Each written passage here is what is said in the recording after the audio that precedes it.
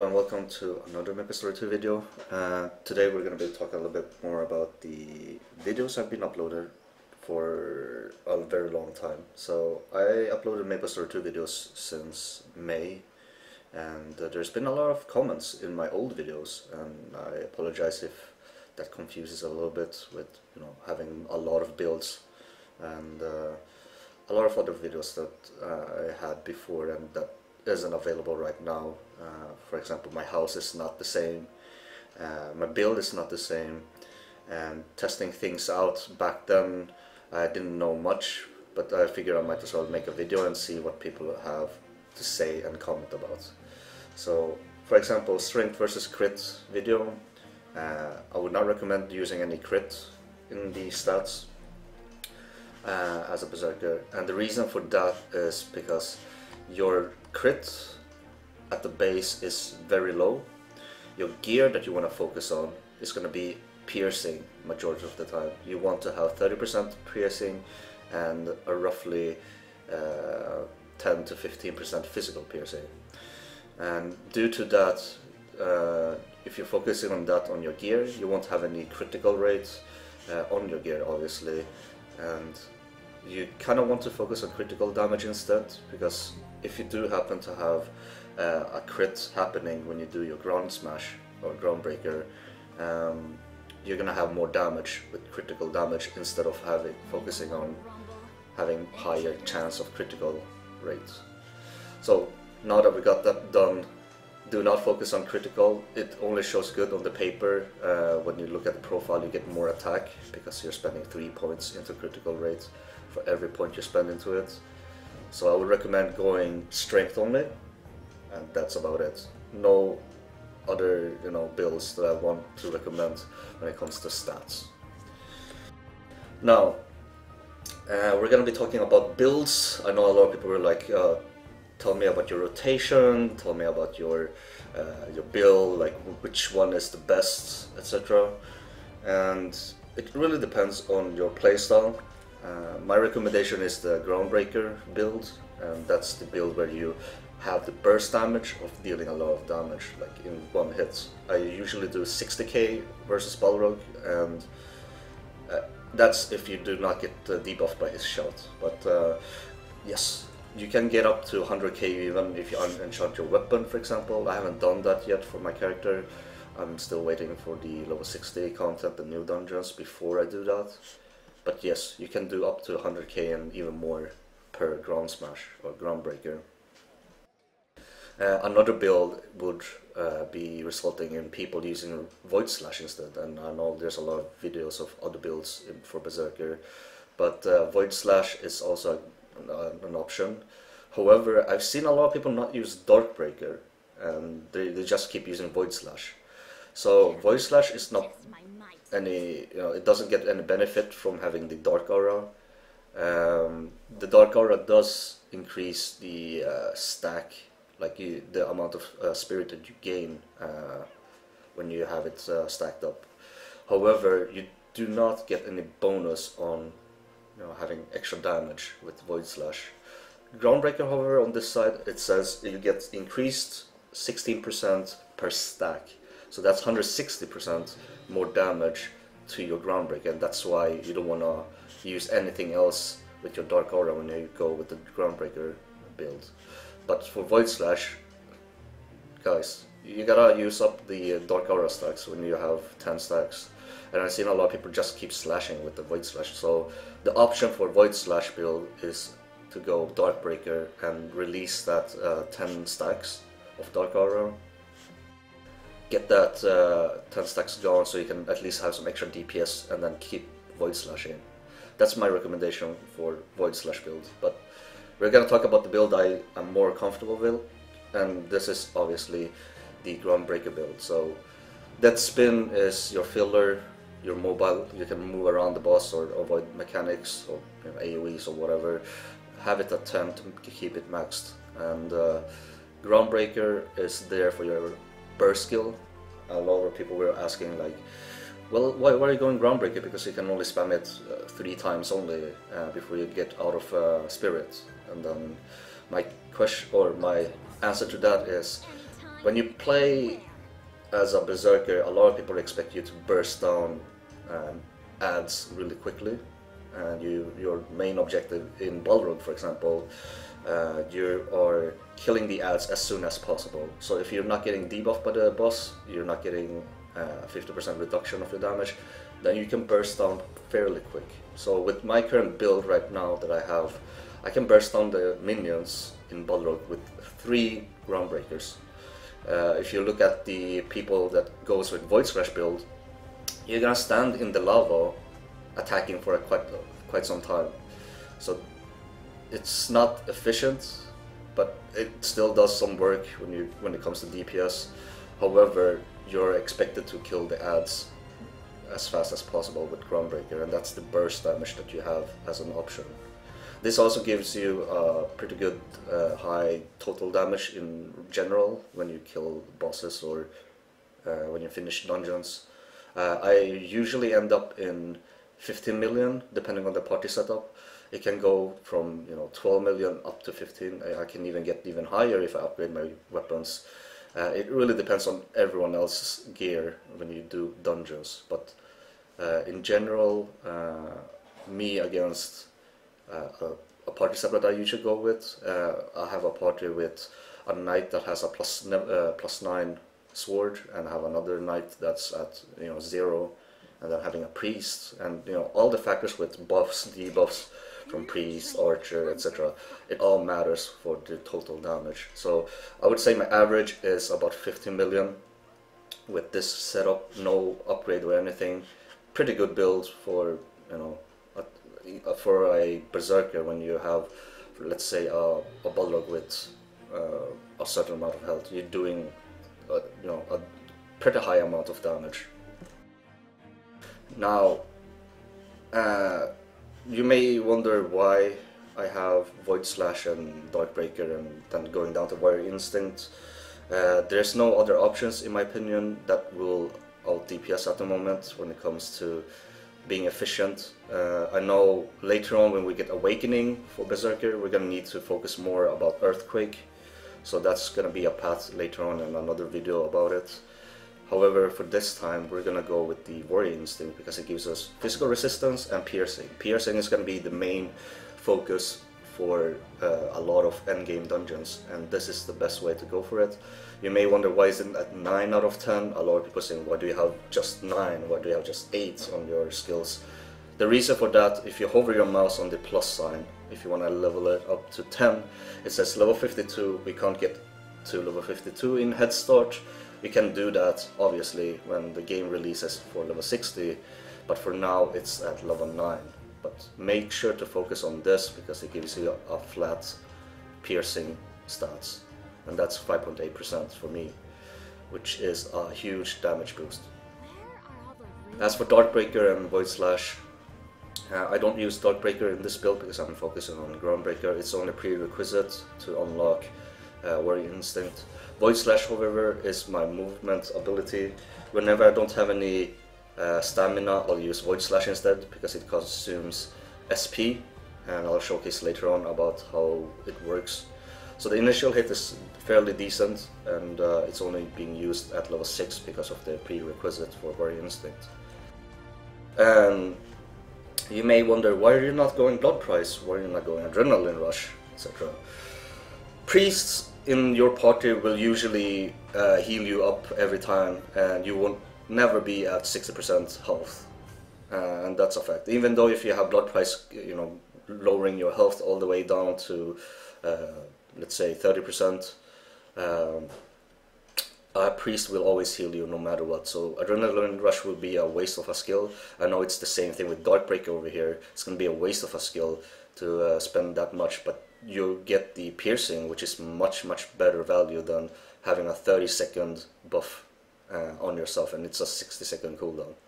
This is a little bit more risky, but you also get very little value in comparison to the piercing. Flat amount of damage or versus a piercing that's actually a lot useful towards endgame bosses. I would pick the endgame bosses with the piercing. And then you might wonder why you not pick Deep wounds, whenever you crit, you make enemy take bleed damage. The bleed damage isn't really that high at the moment. It really depends on your gear, equipment, your attack power, etc. And obviously I was mentioning this is going to be a little bit more focused for Awakening video when we get that in global Maplestory. And this will have a chance of unlocking Earthquake, which is an active skill that you place down every 60 seconds. However, when you have Awakening in the future, you can use the Dark mode in the second tree of Awakening.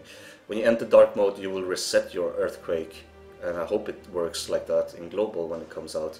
Then you can spam 2 Earthquakes in a short amount of time, which means you're gonna have an increased DPS. But that's a little bit more to later on, like very late in the future.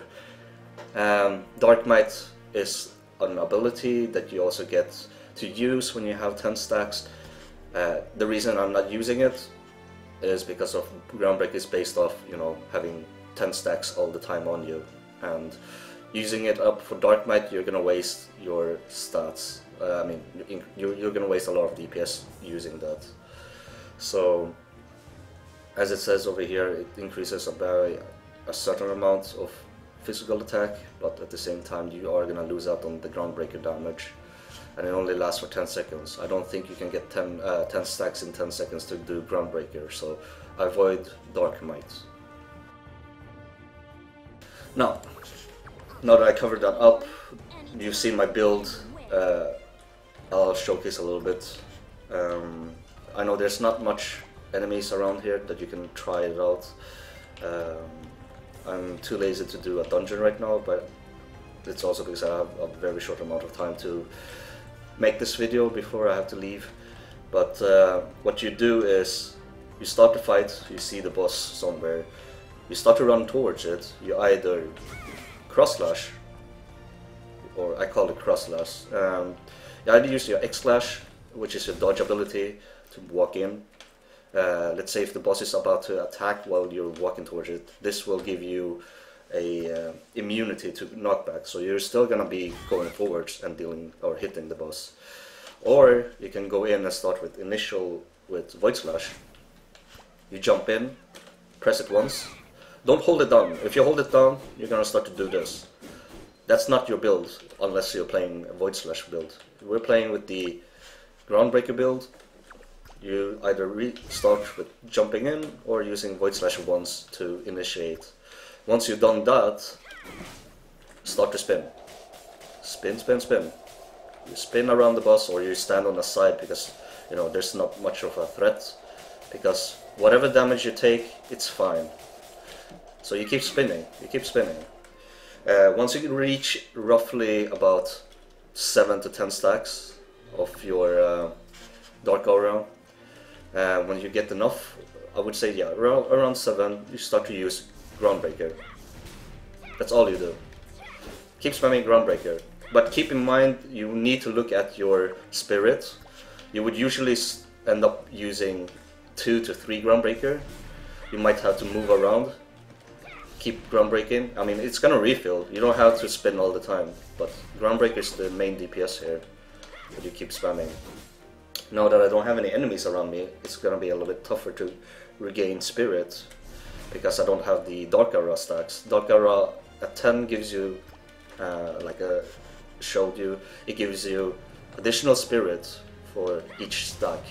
So you're getting 10 spirit per second, and then obviously the more stack you have, aka 10, you will get 20 spirit per second.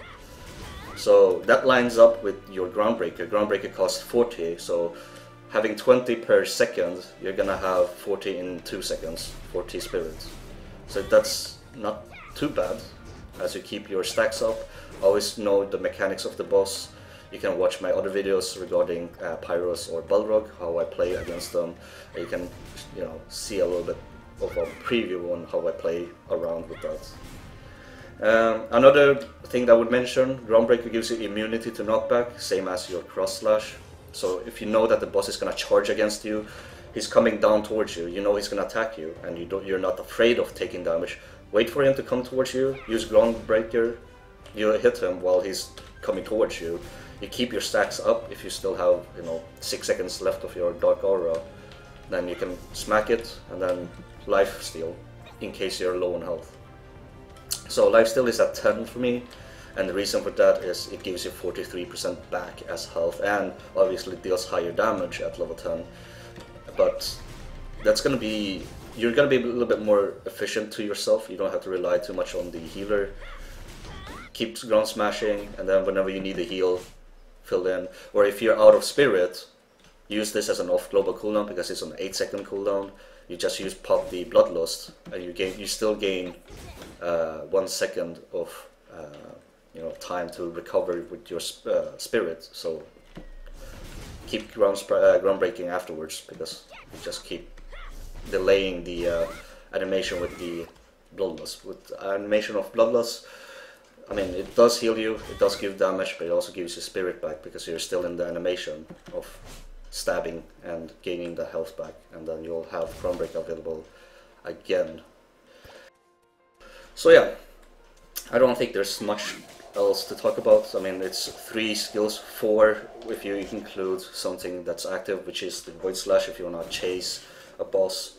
So Showcase, you do 3 dashes.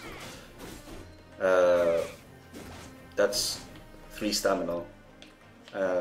It costs you 40 stamina. You have 120 in total. So 1, 2, 3, Void Slash, Void Slash, Void Slash, Void Slash, and then you can do another Void Slash. That's the amount of mobility that you can have as a Berserker. I know it takes a little bit some time to time in your Void Slash. What I usually recommend to do is I dodge, dodge, dodge, jump and Void Slash, jump and Void Slash, because by that time you don't have to worry about holding down your Void Slash. In case you're not used to the timing, if you're having ping or lag, you might not do a perfect Void Slash after each other. So my recommendation is to actually jump and use Void Slash once. By then you should be able to, you know, time it in using the initial hit only and not spamming the remaining of the Void Slash. But if you are good at timing, you don't have to worry about, you know, jumping. It's a little bit faster, but if you do prefer doing the jump, that's a good way to travel around with spirit only. And then obviously you'll still have your cross slash to travel around, or your stamina dash. So always practice. I mean, you can practice in an empty plot in Queenstown, for example, like I'm doing. It's a good way to, you know, get yourself some muscle memories, for example. If you're before a fight or something, you know, practice around a bit with your movement as a Berserker. Obviously, the death spin doesn't really matter because you're just gonna spin around easy, and then you only have Groundbreaker. So Berserker is a pretty simple class once you've gotten used to the movements and the abilities. And that's it for this video. I hope it's not, I mean, I said it was supposed to be a short video, but it ended up being roughly a 20-minute video. I hope this covers up everything that I had from my previous video. If there are any other questions, feel free to comment down below. Feel free to leave a like. If you dislike it, feel free to do that. I don't really care that much about it. I just want to share and talk about my opinion about Berserker. I'm not the pro, but you know, it is my main, and I've tried to focus as much as possible on improving myself, and hopefully this will improve your guys' experience in dungeons and such. So if there are any other questions, leave in the comment section below regarding the gear and such. You know, it's my recommendation would be Pyrus, for example. Let's see. Pyrus is my recommendation. Pyrus is called Pyrus Fard due to it's the fire dragon, but I call it Pyrus due to the boss name. But my recommendation is the sword from it because of the attack, flat attack that you get 9% if you proc, the chance The armor is the same in comparison with the Balrog, however you do get 3 extra items that's unique to Balrog, such as the wing, earring and the horns. But for Pyros you get the ring, which is pretty unique, not the best ring, but it's pretty unique, and you get the gloves, which isn't really that much of a big deal when you can have attributes, bonus attributes with the frenzied exquisite gloves. So yeah, if you're farming certain accessories, cape and earring is in Pyros, and then belt and pendant or necklace is in the Balrog. So get used to the fights in both of them, but my recommendation for gearing up would be Pyros or the Fire Dragon for the weapon of choice. Anyways, I'll have to leave here. We're already reaching a 21-minute mark. Sorry for that, but yeah. Leave in the comment section below if you have more questions.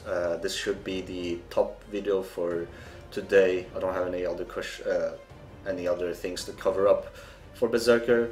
This is my main, and obviously if you have any questions, then yeah, feel free to share them, and I'll try to answer as soon as possible. So have a good evening, have a good day, have a good afternoon. I'll be off, I won't be playing today, but this video will be uploaded so that everyone else can see this and not look at my old videos, because old videos is a bit, you know, wonky when you don't really look at the date, or if you don't look at the title. Hopefully I'll make a good title for this video as well. But yeah, take care.